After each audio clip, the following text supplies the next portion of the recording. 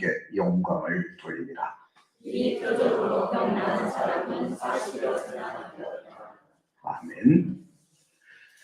오늘은 제503주년 종교개혁을 기념하여 주기는 종교개혁 기념주일입니다.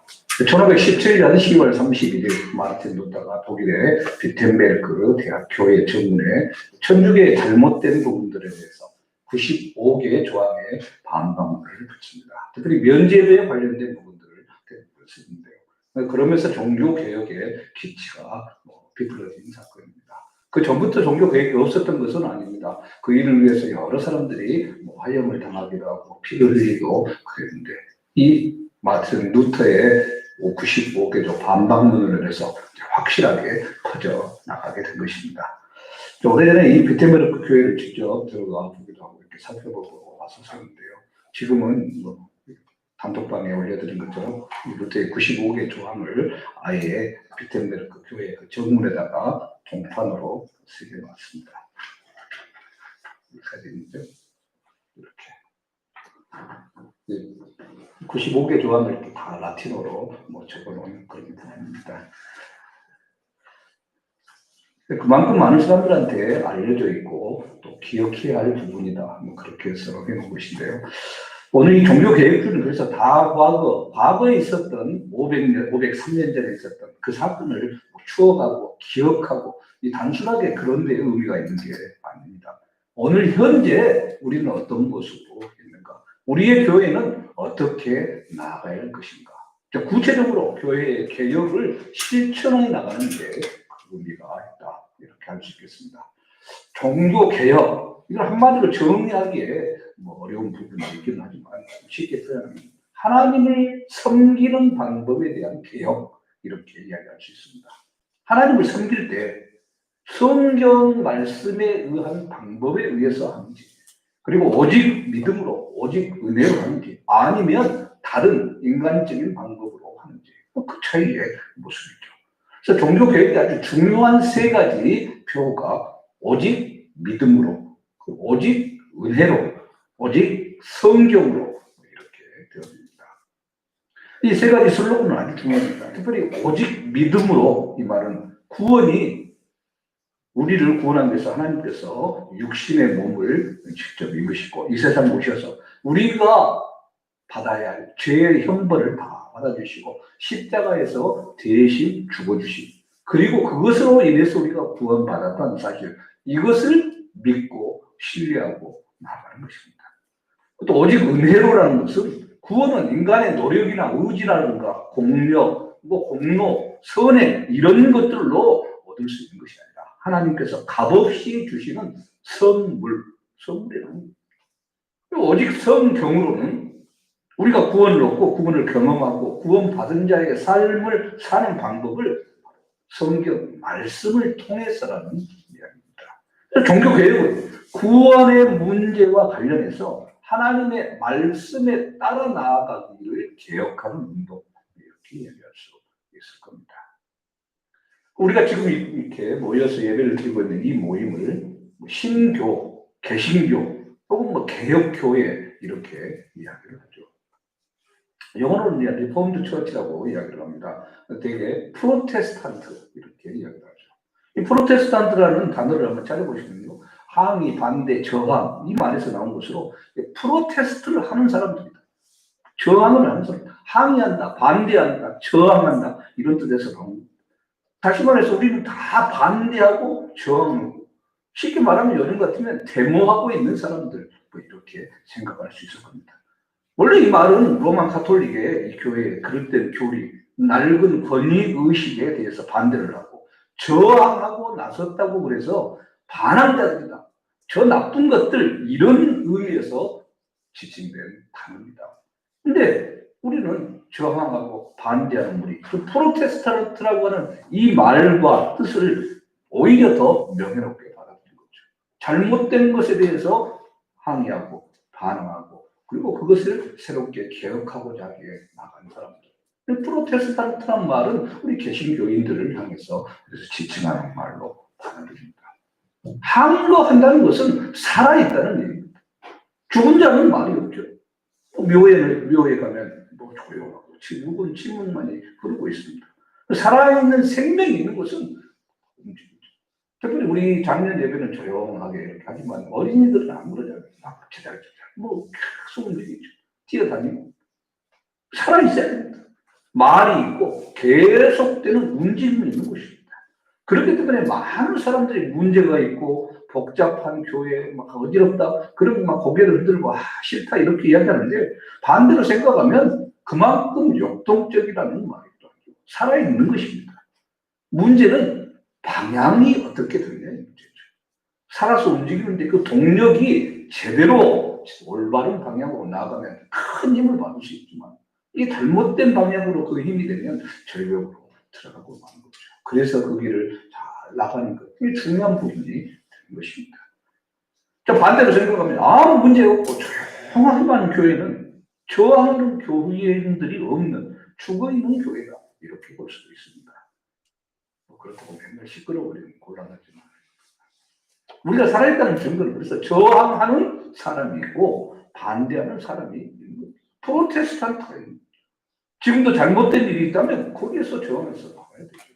제가 여기서 말씀을 선포하지만 이거 완전히 잘못된 말인 것 같다. 그러면 반환하고 나와야 됩니다. 항의하고 들어가야 되죠. 확실하게 진리에 어긋나게 교회가 가는데도 거기에 대해서 그냥 부르르니 하고 반대하지 않고 있다면 문제가 심각합니다. 올바른 길로 갈 수가 없는 함께 나아가는 길 속에서 문제가 있는 거니까 그걸 타가고 문제가 있다면 거기에 항의하고 올바른 길로 나갈 수 있도록 만들어 나가는 거죠. 그래서 개혁이라는 게 한 번 딱 하고 그치는 게 아닙니다. 일시적인 게 아닙니다. 500여 년 전에 있었던 그곳으로 끝나는 게 아닙니다. 어디서나 누구에게나 언제나 개혁은 계속되어야 됩니다. 이게 변화를 의미하기 때문입니다. 변화하지 않는 것, 흐르지 않는 것, 고여있는 물 다 썩어버리고 마는 겁니다. 생명이 살아있을 때는 썩지 않습니다. 그러나 죽어버리면 썩는 거다. 우리 몸 안에서도 잘못된 것들이 있을 때 이게 썩어버리면 복잡하게 되는 거죠. 그리고 그것을 제대로 제거하거나 수술해내지 않으면 전체에 영향을 미치게 되는 거죠. 10시에 우리 고옥시 전도사님이 카톡을 이렇게 하셨어요. 이제 비행기를 타고 올라가시거든요. 코로나 검사를 미리 해야 되니까 수술하기 전에 72시간 전에 검사를 받고 해야 해서 오늘 어차피 어쩔 수 없이 올라갔는데 수요일 날 28일 날 수술을 받습니다. 마찬가지죠. 그런 덩어리들을 제거를 해야 제대로 할 수 있는 것 아닙니까? 아무런 생각 없이 그저 그렇게 굴러가는 대로 움직이지 않고 있는 것. 이거 부패한 것. 이게 타락 그렇게 이야기하죠. 확실한 비전을 가지고 목표 의식을 가지고 적극적으로 선택하며 나가는 사람. 잘못된 것을 잘라내고 올바른 길로 나가는 길. 이게 개혁입니다.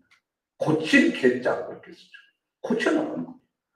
그렇기 때문에 이 개혁이란 말을 잘 이해해야 됩니다. 이 개혁 혹은 저항이라고 하는 것을 부정적인 의미로만 받아들여서는 안 됩니다. 개혁, 저항 이건 아예 다 파괴하려고 하는 게 아니기 때문이죠. 더 완전하게 세우기 위한 겁니다. 더 확실하게 건설하기 위해서 잘못된 것을 무너뜨리는 것. 건축으로 따지면 개조하는 것이고 개축하는 것. 그럼 리모델링 한다고 그러죠. 이 리모델링입니다. 리모델링 하기 위해서 해야 될 일이 뭡니까? 가장 먼저 하는 게 옛날 것을 그대로 두고 하는 게 아니죠. 필요 없는 부분은 다 없애고 놔둬야 할 것은 그대로 놔두죠. 우리 교회가 리모델링한 교회죠. 기둥이라든가 그런 부분들은 그대로 두고 고칠 것은 고치고 나가는 것이죠. 이게 우리에게 있어서는 개혁입니다. 바꿀 것은 바꾸고 처리할 것은 처리하는 것입니다. 지금도 로마나 뭐 이렇게 파리, 이태리, 여러 유럽 쪽으로 가면 아직도 거리들은 옛날 거리를 그대로 두는 경우들이 많죠. 옛날 그 돌들 겉모습은 바뀌지 않게 안에 들어가면 완전히 신식이 그 옛날 것을 살리면서 또 좋은 것을 가미해서 나가는 것 이것입니다. 개혁은 옛 것을 그래서 무조건 치워버리는데 그 목적이 있는 게 아닙니다. 오히려 이 말의 어원을 따져보면 뭐냐면요. 옛 것으로 돌아간다는 의미가 있어요. 제대로 된 원형의 모습, 옛 모습으로 돌아가는 것. 에베소 교회를 향해서 주님께서 말씀하신 첫사랑을 회복하라. 그 첫사랑을 찾아갑니다. 처음 마음, 처음 동기, 처음 세웠던 목적, 이 근본으로 돌아가는 거예요. 이게 교육. 그래서 우리의 배우가 기본에 중심, 기본으로 돌아가는 겁니다. 항상 기본을 찾아나가는 것. 이게 중요한 거죠. 돈에 취해서, 명예에 취해서, 권력에 취해서 사라져 버렸던 주님을 향한 그 마음이 그것이 있다면 그것들을 다시 고치고 수술해서 회복해 나가는 것. 이것입니다. 그래서 종교개혁 당시 개혁자들은 이 기본적인 인간의 힘, 인간의 노력, 인간의 선에 이 공로로 구원을 받는다는 것에 대해서 한글을 하고 나간 것입니다. 그래서 오직 믿음으로 구원받을 수 있다. 분명하게 이야기하죠. 교회의 잘못된 전통이라든가 낡은 유전이라든가 권위의식에 대해서 정면으로 항거하고 오직 성서, 말씀의 권위만을 인정하고 이걸 삶의 터전으로 삼고 나갔습니다. 당시 모든 권력을 쥐고 행사했던 로마 교황청의 교황을 향해서 대항한다는 것은 쉬운 일이 아니었습니다. 목숨을 걸어야 합니다. 개혁자들은 그럼에도 불구하고 불의에 대항하고 부정을 반대하고 인간적인 거짓과 위선을 항거하면서 우상을 물리치고 하나님의 진리의 말씀, 하나님의 의만을 인정하면서 나아갔던 것입니다. 지금이야 우리가 쉽게 받아들이고 그분들이 그렇게 해서 우리가 지금 이 자리에 있지 쉽게 넘어가지만 그 당시 그 현장에서는 목숨을 걸어야 했습니다. 모든 것을 다 뒤로 나갑니다. 특히 오늘 말씀에 나타난 이 짧은 베드로의 이야기, 사실은 초대교회가 탄생하는 그야말로 초대교회의 종교개혁과도 같은 말이었습니다. 종교개혁은 마르틴 루터에 의해서 이루어졌고 이 칼빈, 우리가 지금 예수교 장로야, 장로회를 만든 이 칼빈에서 정리가 되어졌는데 그 전에도 기틀을 마련하기 위해서 수많은 구스라든가 많은 사람들이 당했습니다. 이런 핏값위에 우리 개신교로 하는 이 개신교가 지금 현재 개혁되어져 왔고 앞으로도 개혁되어져야 하는 것입니다. 그래서 우리 교회가 문제다. 왜 이러지? 왜 안티 기독교인들이 개독교다 하는 것을 고쳐야 할 부분들이 눈에 보이기 때문이죠. 살아있는 교회이기 때문에 그런 소리를 듣는 겁니다. 죽어있다면 어느 누가 뭐라고 얘기하겠습니까? 끊임없이 그 말한 것들을 참조하고 듣고 반대파들이 주장하는 것들 맞는 것은 할 수 없이 죄송합니다 하고 고쳐나가겠습니다. 우리가 사람이다 보니까 그러네요 하면서 이렇게 넘어가야 되는 것이지 빗대 세우고 할 필요가 없는 겁니다. 사실인데 잘못된 것이 눈에 보이는데 우리 삶에서도. 그래서 이 개혁 종교, 개혁 신앙을 가진 이 개혁자들의 특징은 옛날을 그대로 멈추는 것이 아니라 오늘 현재도 앞으로도 계속해서 개혁되어 간다는 데 특징이 있는 거죠. 이게 생명입니다. 초대교회 이 예루살렘 교회가 창립되는 그 순간도 사실은 종교 개혁이었습니다. 이런 기본의 구약에 있었던 이 유대교와의 관계 속에서 떼야 뗄 수 없는 그 속에서 시작이 됐잖아요. 그리고 처음에 사도 바울도 회당을 다니면서 복음을 증거하고 그렇게 했었죠. 유대인들이 모이는 그곳에서. 그리고 나서 어느 정도 지나서 교회가 형성이 되고 주일날 하나님 앞에 예배하게 된 거죠. 구약 성경을 기초로 시작합니다. 그래서 이스라엘 사람들의 이 회당이 개혁되어서 기독교회가 된 것이죠. 그리고 초대교회에 나타난 이 사건 자체가 아주 위대한 종교 개혁의 역사였다는 사실. 우리는 또 알고 나가야 합니다. 예수님께서 십자가에서 못 박히실 당시 이 종교계 정말 부패한 그런 시대였죠. 율법이 형식화되어지고 유대교는 로마의 권력과 야합을 해서 이익을 취하고 예루살렘 성전 안에서도 물질화돼서 장사치에 소굴이 되어 있습니다. 권력을 잡은 자들의 무대가 됩니다. 그래서 예수님께서 예루살렘 성전 안에서 재물을 팔고 또 환전하는 장사꾼들을 채찍으로 쫓아내죠. 상을 뒤집어 엎어버립니다. 가난한 자들한테 아주 비싸게 매매하고 그 이익을 제사장들의 뇌물로 바치고 그의 권력자들에게 상납되는 이 불순한 이 악의 구조를 하나님께서 보시고 뒤집어 부신 겁니다. 예수님의 행동 이것을 그래서 정치적인 사건으로 보고 그렇게 또 접근하는 사람도 있는데 그런 좀 약간 문제가 있죠. 평화를 위한 개혁이 정치적으로 악용된 그리고 십자가에 달려서 죽게 되는 이 모습 이게 나타나는 거죠. 횡포와 거짓과 이성과 이 외식이 더 이상 말하지 않아도 다 알고 있는 그 모습으로 나타납니다. 그래서 오늘 공동한 말씀 바로 이 앞부분이요. 베드로가 사내들인 공회에서 법정에서 연설을 하고 있는 장면이 나옵니다. 이 공회에서 예수님을 못 박는 그 결의를 했었고 사도 베드로는 3번이나 예수님을 모른다고 부인했어요. 심지어 저주까지 하는 뭐 일생일대에 정말 엄청난 실수를 하는 그 장소입니다. 지금 그 현장에 베드로가 서 있는 겁니다. 베드로는 지난날의 부끄러움을 다 물리치고 담대하게 하나님의 복음을 증거하고 있습니다. 자신들 공에서 나가라. 다시 예수의 이름으로 말하지도 가르치지도 말아라 할 때 뭐라고 얘기합니까? 19절 20절 베드로와 요한이 대답하여 이르되 하나님 앞에서 너희의 말을 듣는 것이 하나님의 말씀을 듣는 것보다 옳은가 판단하라. 우리는 보고 들은 것을 말하지 아니할 수 없다. 하나님 앞에서 너희 이야기를 듣는 게 맞냐? 아니면 하나님의 말씀을 듣는 게 맞느냐? 한번 너희가 판단을 해보라. 우리는 보고 들은 것 말하지 않을 수 없다. 이렇게 말하는 그 용기, 그 믿음이 오늘날 이 기독교회를 탄생시킨 개혁의 역사의 시작이죠. 자, 그렇다면 베드로와 요한의 이 놀라운 역사 어디에서 온 것입니까? 개혁의 역사가 어떻게 시작이 된 겁니까? 다시 말해서 현재 오늘 우리가 이 모든 것에서 개혁되기 위해서는 어떻게 해야 됩니까? 먼저 하나님이 함께 한다는 철저한 믿음이 있어야 됩니다. 거짓과 불의를 한가함이 있어서 담대하게 외칠 수 있었던 것은 뭐 돈의 힘이나 권력의 힘이나 무력의 힘 이게 아니었죠. 성령 충만함으로 하나님을 믿는 참 신앙 안에서 용감하게 싸우고 나갈 수 있었던 겁니다. 말씀에서 뭐라고 합니까? 하나님 앞에서 이렇게 얘기합니다. 현재 하나님이 함께 한다는 사실을 분명히 알고 나가는 겁니다. 하나님 앞에 자신이 서 있는 이 모습, 그것을 깨닫고 서 있는 거죠. 하나님 앞에 서 있다는 것을 아는 것은 정말 귀한 믿음입니다. 하나님을 믿지 않는 자의 용기는 거짓된 것이고 만영입니다. 그 지혜, 헛된 것이죠. 하나님을 믿는 이 믿음이 확실할 때 거기에서 참 용기와 참 지혜가 나올 수 있는 겁니다.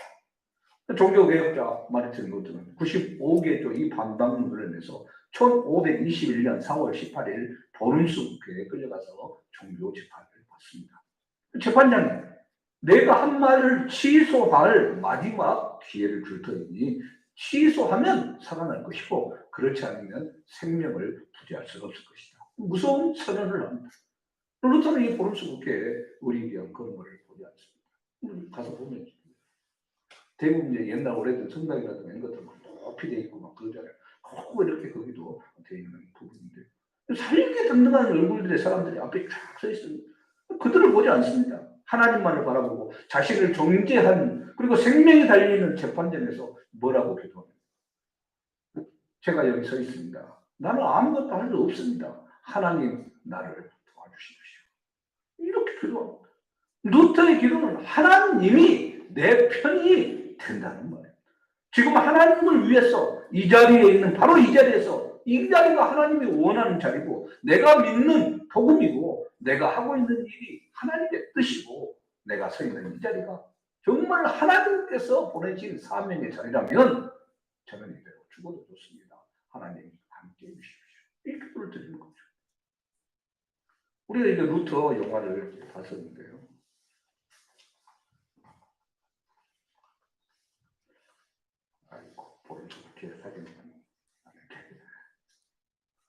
루터 영화를 2번을 봤습니다. 저희가 그래도 보신 분은 몇 분 안 되는데 이렇게 보니까 보름수 국회 루터를 2단으로 결정을 하고 죽입니다. 죽이를 요구합니다. 그래서 루터가 고향으로 돌아가는 중에 죽이려고 계획을 세웠어요. 그때 1521년 5월 4일 날, 4월 18일 날 보름수 국회에서 처음 재판을 받고 이게 계속 오랫동안 좀 진행이 되다가 5월 4일 날 루터를 보호하려고 하는 프리드리 3세 제후에 의해서 기사로 위장을 하고요. 바르트브루트 성 보내드리는데요. 산 꼭대기에 보통 성들이 있어요. 그래서 여기 축구장 정도 되는 우리 나북 초등학교보다도 좀 더 작은 그 정도 사이즈의 전체성 크기가 이제 거기에 이렇게 합니다. 그리고 그쪽 한쪽에서 성경 번역을 합니다. 제 사무실에 이렇게 그림도 그려져 있는 그것인데요. 여기에서 1년 동안 기거를 하면서 기사로 위장을 하고 이 바르트 브루트 성에서 그 사람들은 그냥 기사, 게오르크 이렇게만 알고 있었습니다. 뭐 그 정도로 일체 활동을 하고 그 방 안에서 계속해서 독일어 성경을 하고 오늘 독일어의 기초가 되는 곳인데요. 이 종교 개혁을 정신을 잃지 말자 이런 의미를 가지고 저도 이제 제 책상 위에 칼빈의 묘 그다음에 칼빈은 묘를 만들지 말라고 그랬습니다. 그런데 사람들이 아마 이게 지키지 않을까 해서 아무것도 없어요. 거기 그리고 성경을 번역했던 방 이것들을 그려서 일반적으로 이스라엘 사람들의 생각에는 하나님이 선지자, 제사장, 그리고 바리새인을 쓰고 서기관을 통해 말씀하는 걸로 알았습니다. 종교 지도자들을 통해서 하나님은 역사하는 것이다. 이렇게 받아들였어요. 그래서 예루살렘 성 전에만 주님이 역사하고 함께 하신다. 이 집은 하나님의 전이다. 이렇게 생각을 했죠. 또 오늘 말씀 보면 뭐라고 해요? 베드로, 갈릴리 어부였습니다. 정말 보잘것없고 초라한 학문 없는 사람이었지만 하나님께서 나를 쓰신다. 이 확실한 믿음을 갖게 됐을 때 놀라운 역사가 일어났죠. 지난달 베드로는 3번이나 예수님을 모른다고 부인했던 사람입니다. 그럼에도 하나님께서 자기를 살려고 하시고 고용하셔서 하나님의 역사를 이루신다. 믿음으로 고백합니다. 선포합니다. 하나님이 함께 한다는 이 개인적인 신앙이 그래서 엄청난 역사를 이뤄내는 것이죠. 그렇기 때문에 현재 우리가 누구와 함께 하는가, 누가 나와 함께 하시는가, 이걸 아는 게 가장 중요한 첫걸음입니다. 내가 처한 이 교회 안에, 내가 함께하는 직장 안에, 내가 있는 이 가정 안에 하나님이 함께한다는 사실을 안다면 우리가 어떤 상황 속에서도 감사하고 나갈 수 있는 것이죠. 그리고 두 번째로 말씀을 재인식하고 재발견하는 겁니다. 똑같은 말씀이지만 지금 현재 나에게 어떤 모습으로 다가오는가를 아는 거예요. 이스라엘 사람들 거의 다 어렸을 때부터 말씀을 배우고 외우고 계속 선지자들이 예언한 그것들을 다 믿고 있었어요. 그런데 그 예언이 지금 성취되었다고 하는 것을 믿지 못한 거예요. 예수 그리스도께서 그 말씀의 성취로 오셨다는 것을 받아들이지 못합니다. 그래서 어떤 분들은 마치 이스라엘인들은 무지개를 따라가는 것과 같다. 그렇게 말합니다. 무지개가 시작되는 점을 가봐도 아무것도 없잖아요. 그냥 계속해서 무지개만 따라다니면서요. 베드로와 요한은 어떻게 했습니까? 그 예언, 과거에 말했던 그 예언이 오늘 현재 여기에서 이루어졌다. 그렇게 선포하고 압니다. 예수님이 오신 것도 응답이고 십자가 사건도 말씀의 성취고 방언의 역사도 요엘서에 나오는 응답입니다. 심지어는 가룟 유다가 예수님을 반 것도 예언의 성취였습니다. 그래서 하나님의 말씀이 오늘 현재 내가 살고 있는 이 현장에서 성취되고 있고 응답되고 있다고 믿기 때문에 어떤 어려움, 환난이 핍박이 다가온다 할지라도 그것을 이겨내고 나갈 수 있는 거죠. 오늘 우리에게도 마찬가지입니다. 주님의 말씀은 능력으로 역사하고 함께하는 거죠. 그래서 마틴 루터도 한때는 내가 어떻게 하나님과 함께할 수 있을까 고민을 합니다. 금식하기도 하고 기도하면서 또 고행을 하면서 인간적인 노력을 다 해봤지만 소용이 없습니다. 마음에 평화가 없고 구원의 확신이 없습니다. 오히려 공의의 하나님 앞에서 두려워 떨 뿐입니다. 자기는 죄인이기 때문에 불안감, 공포감, 절망감이 사로잡아서 어찌할 수가 없습니다. 자기 안에 있는 죄 때문에 아주 심각한 고민에 빠져 있습니다. 이 문제를 해결하기 위해서 로마 가톨릭이 제시하는 모든 방법을 다 시도해 왔는데 해결할 수가 없습니다. 그러던 어느 날 뷰텐베르크 대학 교수 연구실에 골반, 이거 사진 제가 보내드렸는데 이게입니다. 이 탑, 여기가 이제 방들이 중간중간 있어요. 이렇게 또 올라가게 돼 있어가지고 저도 이렇게 꼭대기까지 올라가 봤는데 밑에서 잠가버려요. 그래서 어느 정도 시간이 지나야 버려요. 그래 그 안에서 계속 공부하고 그렇게 연구하고 했던 여기에서 시편 강의를 준비를 했습니다. 일생일대의 체험을 하게 되는데요. 로마서 1장 17절을 그때 또 묵상을 합니다. 복음에는 하나님의 의가 나타나서 믿음으로 믿음에 이르게 하니 기록된 바 오직 의인은 믿음으로 말미암아 사리라. 우리가 교동문 낭독할 때도 같이 이 구절을 봤는데요. 이 말씀을 통해서 루터는 자신이 얼마나 하나님 앞에 큰 죄인인가를 깨닫습니다. 그리고 그 죄를 해결할 분이 바로 믿음뿐이라는 것을 알게 된 거죠. 이때 심정을 뭐라고 표현하냐면 이제 나는 성경을 완전히 다른 눈으로 보게 됐다. 기쁨이 찾아왔다. 새롭게 태어난 것처럼 느껴졌다. 마치 내가 활짝 열린 성문을 통해서 천국으로 들어간 듯했다. 순식간에 성경 전체가 다른 얼굴로 내게 다가왔다. 완전히 루터가 말씀을 바라보는 관점 자체가 달라집니다. 지금도 마찬가지입니다. 우리가 하나님 앞에서 정말 은혜받고 새롭게 체험을 하면 똑같은 말씀이지만 다릅니다. 이런 말씀입니다. 늘 제가 자주 얘기하지만 퍼즐이죠. 전체 퍼즐이 맞춰지지 않는 이상한 그림일 때 도대체 감이 오지 않습니다. 그러나 하나씩 맞춰질 때 그림이 모양이 보이는 거죠. 어느 순간 딱 맞았을 때 전체 그림이 보이면서 완전히 달라집니다. 운동을 할 때도 어느 순간 도저히 안 되던 기술들이 딱 될 때가 있죠. 그러면 이전과 지금의 차이는 완전히 달라요. 종교에는 이렇게 변화된 한 사람에 의한 말씀의 재인식, 재발견에 의해서 시작이 되는 겁니다. 개혁은 이렇게 말씀으로 시작됩니다. 그리고 마지막 세 번째, 하나님의 영광을 위해서 살아야 되는 겁니다. 하나님 앞에서 너희 말 듣는 것이 하나님의 말씀을 듣는 것보다 옳은가 판단을 해라. 베드로 요한, 사람의 말보다 하나님의 말씀을 더 우선하죠. 하나님만을 기쁘게 하려고 하죠. 그런데 문제는 뭡니까? 하나님을 기쁘게 하려다 보니까 사람한테 슬픔을 줄 수도 있다는 사실이죠. 하나님을 기쁘게 하기 위해서 사람한테 비난을 받을 수도 있습니다.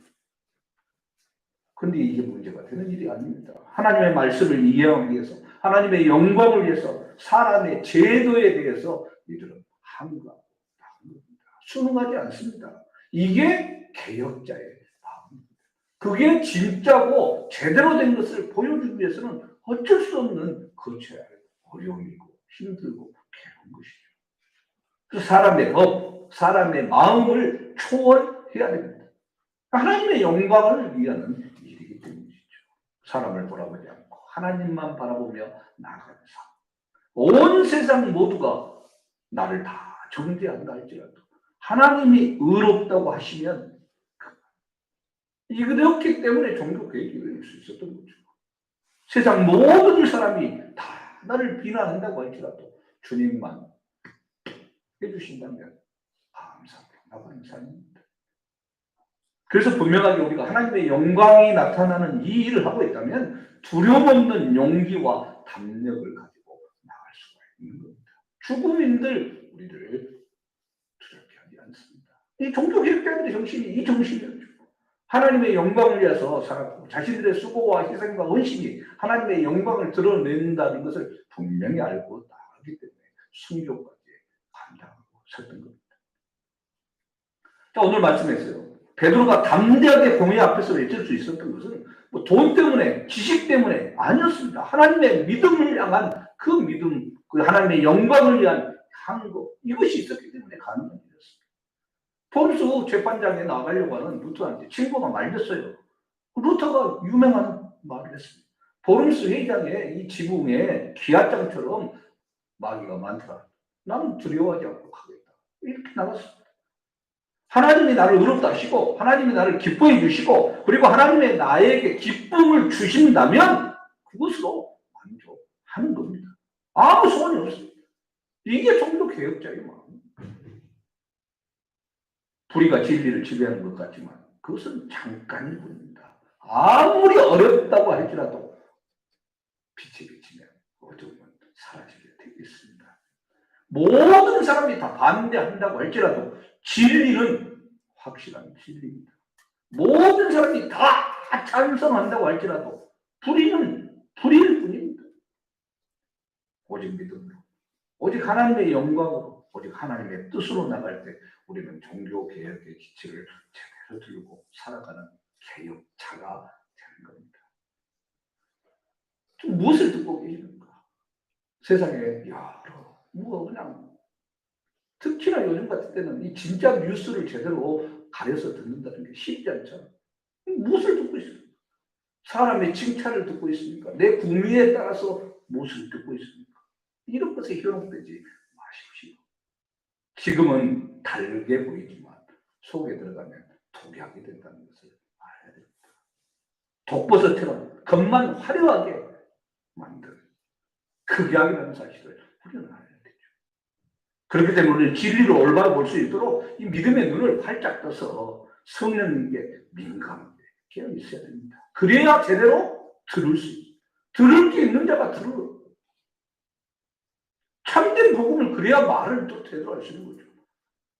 말을 못하는 사람은 제대로 못 듣기 때문에 말을 못하는 거예요. 오늘 자기를 읽는 것은 잘 그래서 듣는 훈련을 시킨 다음에 말하는 훈련을 시키는 거죠. 내가 제대로 된 것을 모르는데 어떻게 진짜를 진짜라고 이야기할 수 있겠습니까? 나 자신도 확신이 없는데 이게 진짜인지 가짜인지 모르는데 이게 진짜다. 그러면 사기꾼이죠. 내가 먼저 진짜를 제대로 발견하고 알아야 되죠. 이게 진짜일걸? 이런 뭐 진정성이 있습니까? 종교개혁주의. 이 종교개혁자들인 우리가 정말 믿음으로, 오직 은혜로, 오직 성경으로 이렇게 종교개혁자들이 부르짖었던 이 음성을 확실하게 듣고 새기고 정말 우리 또한 하나님 앞에서 올바른 개혁자로 외칠 수 있어야 됩니다.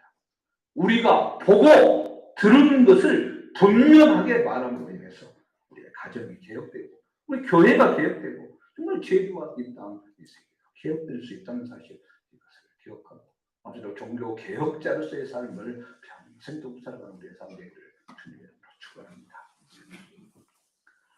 언제나 우리를 개혁자로 부르시는 능력의 하나님 아버지 주님께서 우리에게 성령을 부어주시고 주님의 제자로 삼아주시고 세상을 향해 담대히 나아가라 말씀하셨구만. 우리는 자꾸만 내 모습만을 바라보고 세상의 이익을 취하기 위해 나가는 모습 속에서 개혁의 정신을 잃어버린 채 살아갈 때가 많았습니다. 주님, 이제 이 종교개혁주의 단 1년에 한 번 지키는 이 날이지만 다시 한번 우리가 날마다 순간마다 개혁자라는 사실을 기억하고 프로테스탄트답게 살아갈 수 있도록 인도하여 주시옵소서. 놀라운